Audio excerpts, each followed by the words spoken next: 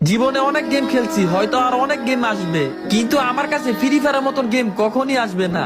Free fire এটা শুধু একটা গেম না, এটা আমাদের কাছে ইমোশন।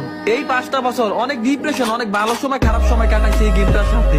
আল্লাহ যদি 50-60 বছর পর্যন্ত বাঁচায়, তাহলে নাতি নাতিদের বলতে পারবো ফ্রি ফায়ার নামক একটা গেম ছিল, যেটার কারণে কোনোদিন কোনো বাজে নেশায় যাই নাই, কোনো মায়ের পিছনে ঘুরি নাই। সব নেশাই ছিল ফ্রি ফায়ার। এই ফ্রি ফায়ার থেকে অনেক বন্ধু বান্ধব পাইছি, যেটা আমি রিয়েল লাইফেও পাই নাই। আজকের এই ভিডিওতে তোমার ফ্রি ফায়ার থেকে পরিচয় হওয়া বেস্ট ফ্রেন্ডকে মেনশন করো।